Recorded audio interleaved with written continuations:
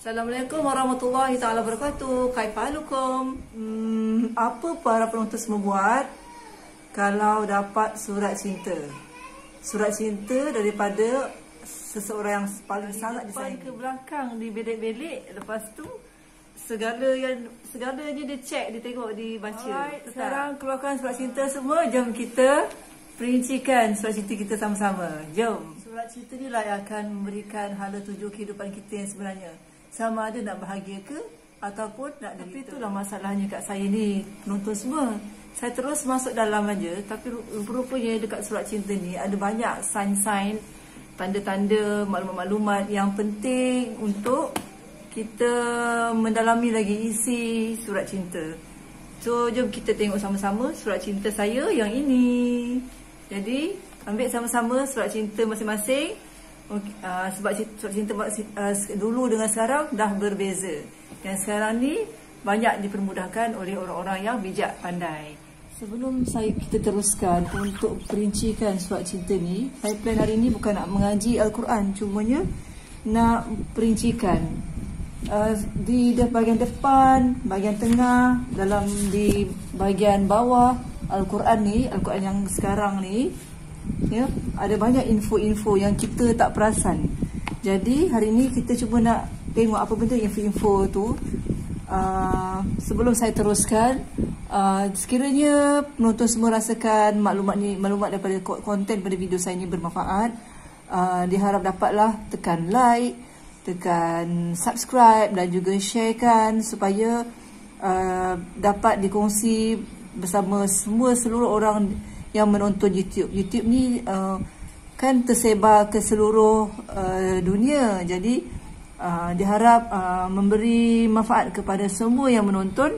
Jadi saya cuba buat yang terbaik untuk share sama-sama, dan penonton yang meng-share pun video ini harap mendapat kebaikan daripada apa yang ada, manfaat yang ada pada video ni. Jadi kita ni, ini Quran ni, masa zaman saya dulu, Quran yang tak ada warna, yang kulit tebal tu dan tak ada warna. Alhamdulillah zaman sekarang ni dah macam-macam improvement yang telah dibuat, ya, di mana Al-Quran dah ada warna, di mana warna-warna ni sebenarnya bermaksud untuk dia punya hukum tajwidnya. Dekat Quran ni, macam yang ini yang saya ada ni, di bahagian di setiap di ayat-ayatnya, kalau ada jatuh hukum kat situ, dia dah ada warna-warnanya. Antara warna-warnanya adalah kat bahagian depan ni, sebab sebelum ni saya dah lama beli, saya tak pun border tentang warna-warna ni. Sikit sebanyak tajwid tu saya dah faham lah.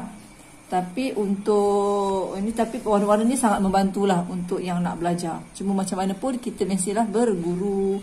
Jadi warna-warna kat sini ada warna hijau, saya harap penonton nampak, ya. Warna biru, warna merah, warna oranye, warna hitam.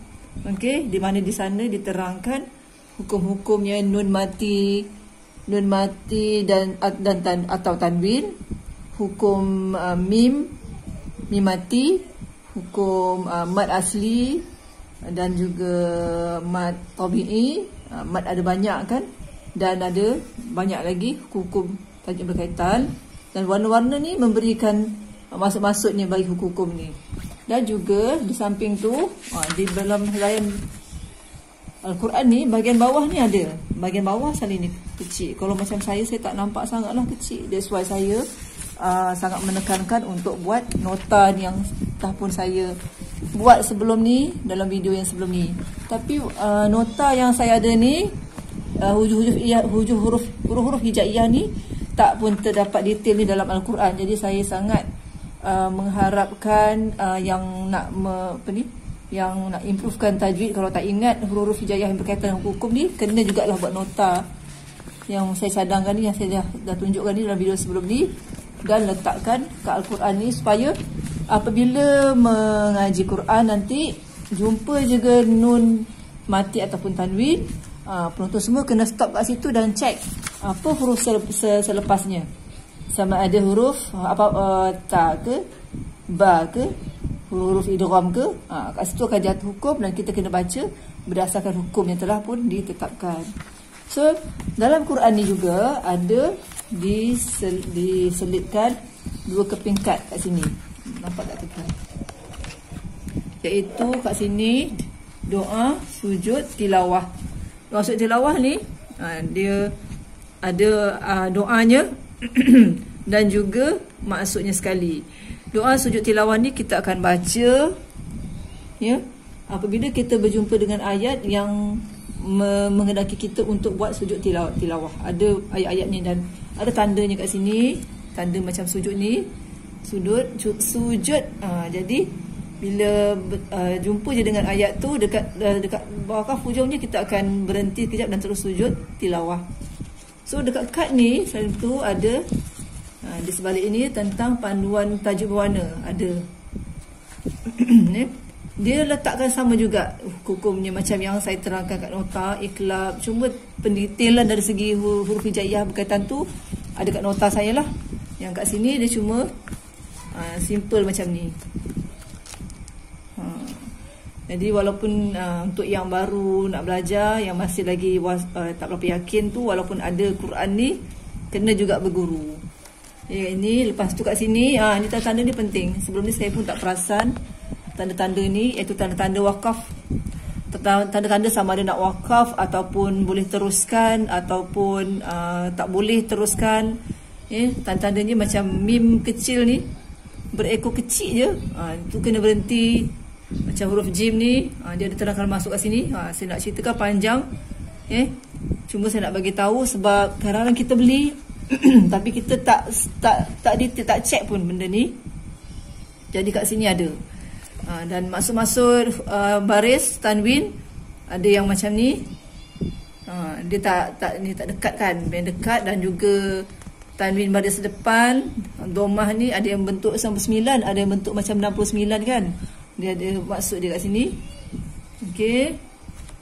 Kat sini tanda-tanda. Tanda-tanda ada hukum-hukum yang tak banyak macam ismam dan sebagainya ada kat sini. Tanda-tanda. Okey. Lepas tu Quran ni di samping ayat ada warna-warna dekat ni kat setiap hukum yang telah pun dinyatakan. Alhamdulillah, sebaiknya beli Al-Quran yang ada terjemahan supaya kita boleh baca maksudnya sekali.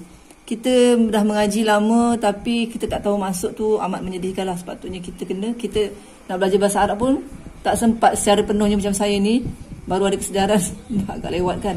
Nak belajar bahasa Arab tak sempat, sikit-sikit boleh. Jadi kita kenalah baca maknanya supaya kita tahu apa maksud yang disampaikan.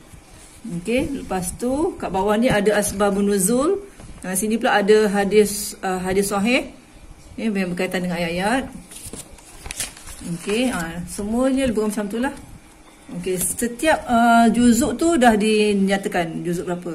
Satu juzuk lebih kurang 20 muka surat. Dekat yang last tu je macam lebih sikit, 22 muka surat. 20 muka surat ataupun 10 helai. Lepas tu semua tahu kan Al-Quran ada 30 juzuk, surah ada sampai 14. Kita terus pergi ke bahagian belakang.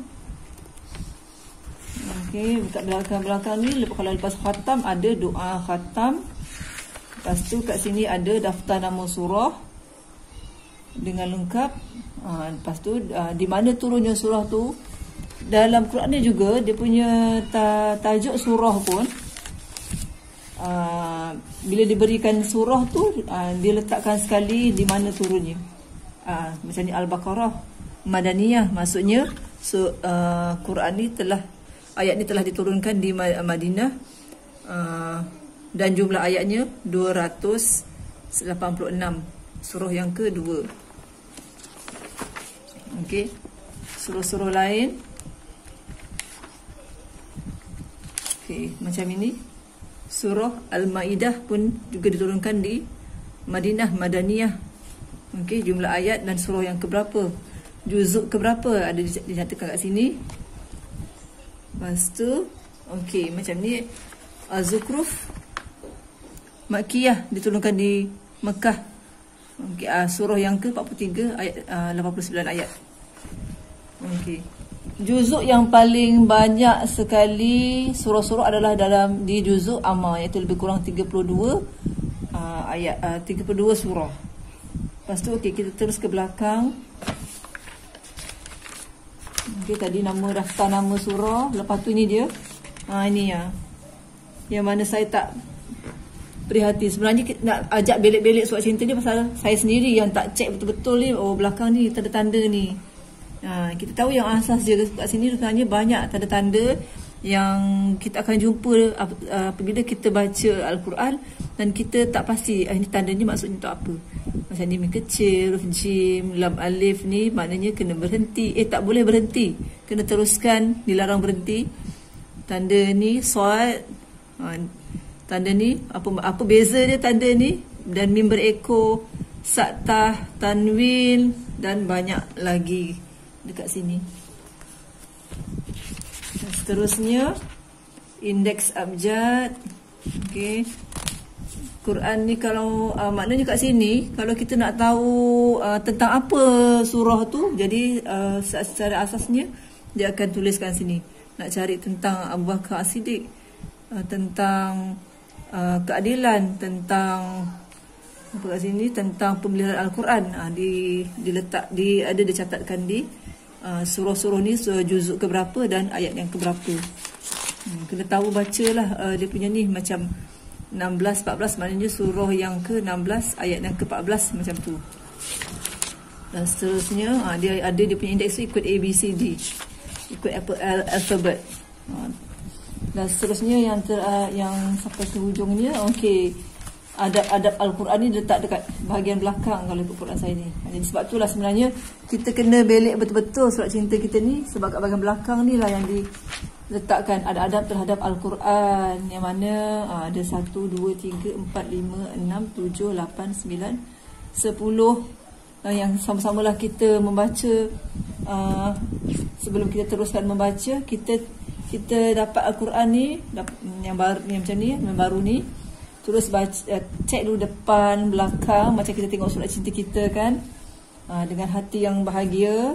Lepas tu kita dah mahirkan tajwidnya apa semua, baru kita mula membaca. Kalau dah memanglah dari awal kita baca, tapi kita ambil kesempatan untuk cek semua sekeliling tu untuk maklumat-maklumat tambahan kita. Sebab itulah hari ni saya ajak bercerita tentang